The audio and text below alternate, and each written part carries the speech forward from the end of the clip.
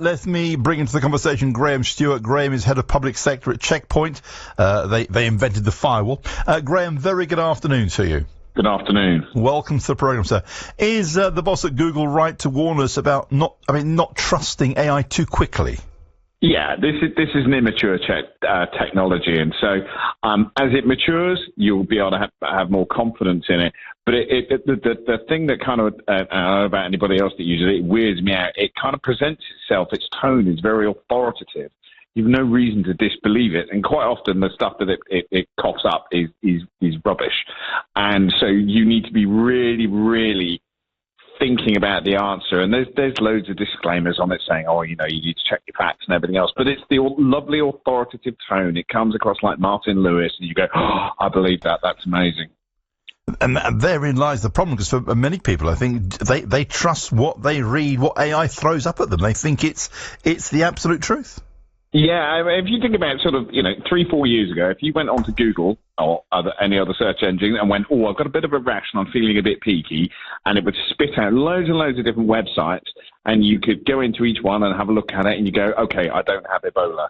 Whereas now you could put the same information into an AI chatbot, and it might spit back that you've got Ebola, but there's no other references, there's no other immediate ways for you to just kind of go, I'm not sure about this, or go off in other different directions. And so it's the fact that it's authoritative that is kind of leading people to kind of question, or should be leading people to question what it is. And it's these things, flawless, convincing AI messages, are really starting to cause a problem. So many of your listeners will get emails in their inbox in the run up to Christmas professing to be from Amazon or someone else. And in the old days, what we did is cybersecurity professionals, we said, read the email. If the grammar's wrong, if it doesn't look quite right, if you're not happy, these things are almost perfect now. And it really makes it a lot harder for everybody to spot scams and fakes and things like that. It's really difficult. Graham, something a friend of mine told me over the weekend was that one of the latest scams is because AI is now so advanced. If hackers get into things like WhatsApp, for example, or any other one of those kind of apps, that they can imitate a voice of someone to convince you to pass over really important information. And these scams have been happening. There was a case in Hong Kong a couple of years ago where they used AI over a Teams call, pretending to be the chief exec of a company talking to someone in his finance department to transfer money out into a different bank account, and the business lost millions. So this has been going on for some time, and it's now the stuff is so good now, but it's still really immature, and the controls around it, and also the way people interact with it, and the views that people have of it aren't yet mature enough to potentially cope with the output and the downsides of it.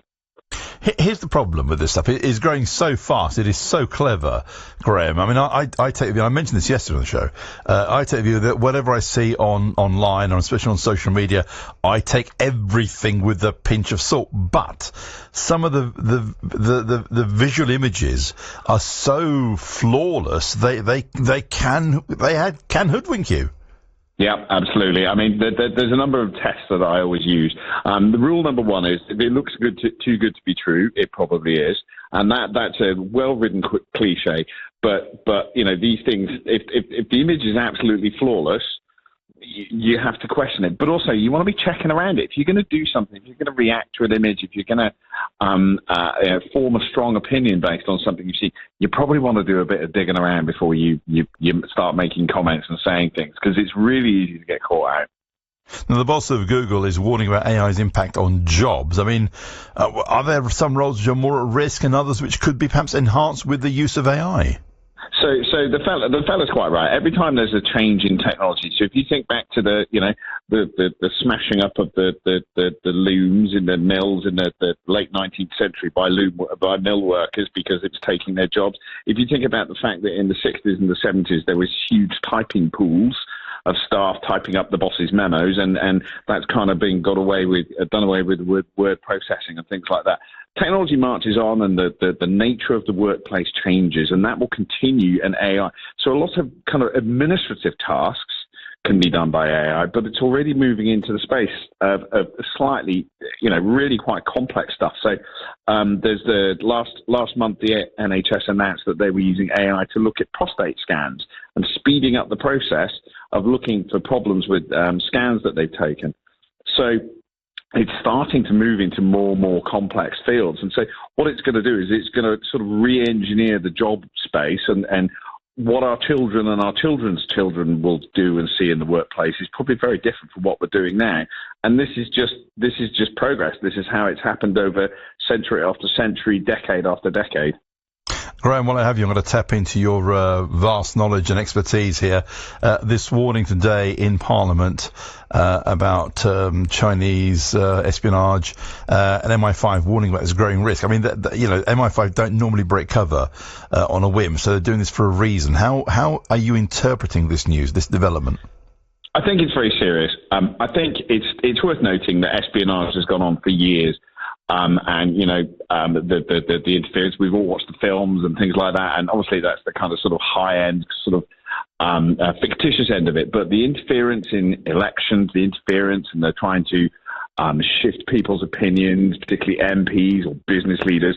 Journalists get often targeted by these people because journalists have the ability to influence people's opinion. This is not a new thing, but it's very serious because they're using a multi-threaded attack. So they're using things like LinkedIn, which many of your listeners will use. They're using personal emails to these people. They're offering them, paid for consultancy, a trip to China, funding for their favorite charity. And they're seeking to influence the democratic process. And that, for me, is really worrying. And it strikes me as that's why MI5 have broken cover on it. Okay, I mean, it's developed as a big story in terms of politics. But what about things like big industry? We saw the attack on Jaguar Land Rover, the cyber espionage attack, and it's cost them £500 million. It's had a huge impact on, how do businesses protect themselves? So, there's a short answer and there's a long answer. The short answer is that security in this space, cybersecurity, is about people, process, technology. So companies like mine supply the technology and to a certain extent the process. But people need to be aware. People need to be suspicious. In your personal life, you need to be looking at emails you've received, at text messages you've received. All of us have had a text message purporting to be from the Royal Mail going, we need £3 to deliver your parcel, or from Amazon or from one of the other providers going, oh, your credit card's expired. You please re-enter your details. So a level of suspicion. So people in the cybersecurity space is really important. So people need to be very suspicious. You need to have your processes now down, and you need to deploy the very most cutting-edge technology, because guess what? The cyber criminals are always doing that, the most cutting-edge technology that they can develop. Using AI, as it happens, sort of full circle, AI is one of the newest and best tools for producing these cyber attacks. Wow. Graham, pleasure having you on the show. Thank you so much. Graham Stewart, Head of Public Sector at Checkpoint. They invented the firewall. It's 12 minutes to 5.